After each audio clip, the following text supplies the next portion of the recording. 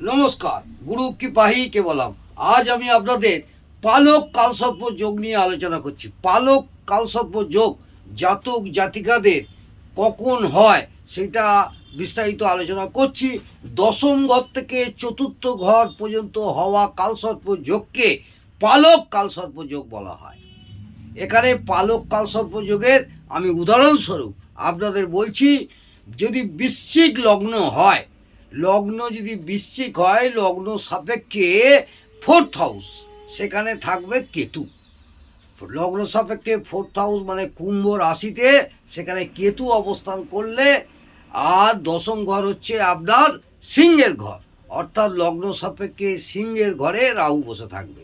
সিংহর ঘরে রাহু বসে থাকবে, অর্থাৎ লগ্ন সাপেক্ষে ফোর্থ হাউস আর 10th হাউসে, ফোর্থ হাউস আর 10th হাউসে রাহু আর কেতু যদি থাকে, অবস্থান করে, তাহলে আমরা পালক কালসর্প যোগ বলবো।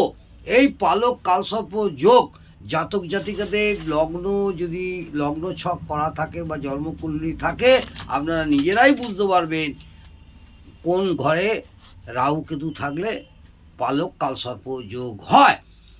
জন্মকুণ্ডলীতে দশম ভাব কি করে?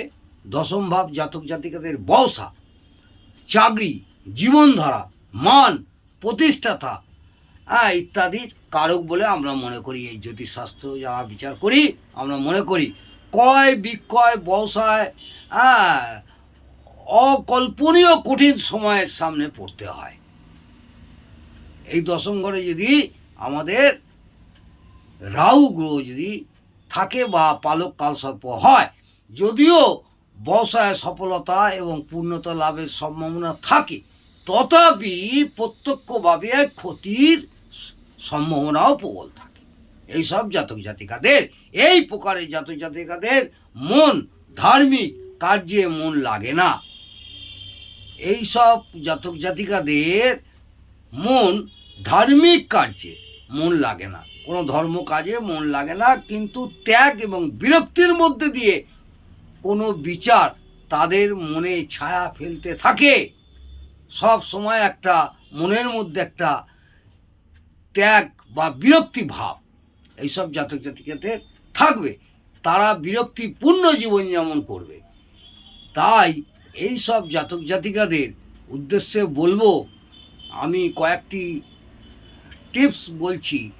পালক কালসর্প যোগের অনিষ্ট প্রভাব থেকে বাঁচার কী উপায়, মন দিয়ে শুনুন। শ্রাবণ মাসের পঞ্চমী তিথিতে জাতক জাতিকাদের নাগ পূজা করতে হবে।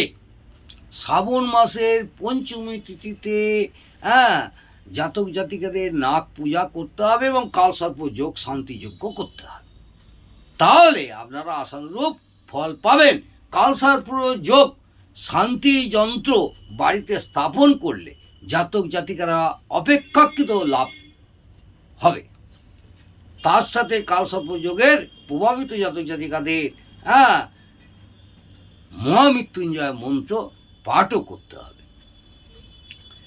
ধাতুর দ্বারা তৈরি, কোনো ধাতুর দ্বারা তৈরি 108টি সাপ জলে প্রভাবিত করতে হবে, শতমান জলে অর্থাৎ জোয়ারের জলে। ইয়া প্রবাহিত করালে জাতক জাতিকাদের ক্ষতির কারক অনেকটাই কমে যাবে।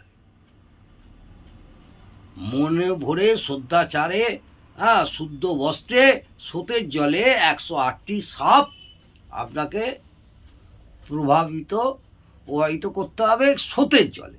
এইটা মাথায় রাখবেন।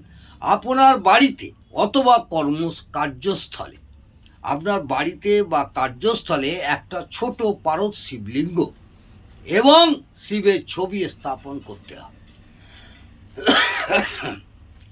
মহামৃত্যুঞ্জয় মন্ত্র অথবা ওম নমঃ শিবায় মন্ত্র পাঠ প্রত্যেক দিন একমালা করে জপ করবেন।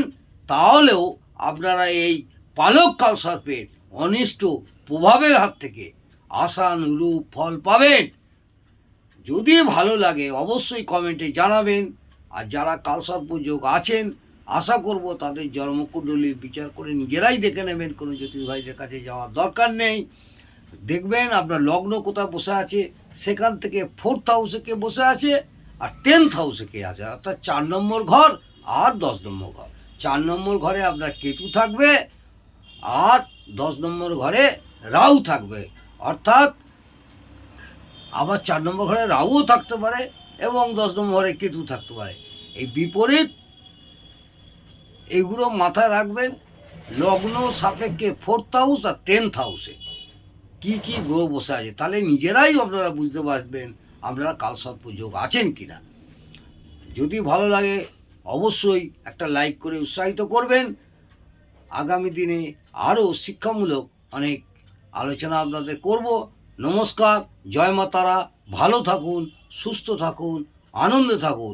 সব সময় চেষ্টা করবেন পজিটিভ চিন্তাভাবনা রাখবেন, নেগেটিভ কোনো চিন্তাভাবনা করবেন না। আর মা তারার উপরে বিশ্বাস রাখুন, ভগবান শিবের উপরে বিশ্বাস রাখুন। আশা করব আপনারা অনেকটাই আনন্দ লাভ করতে পারবেন। জয় মা তারা, জয় জয় তারা।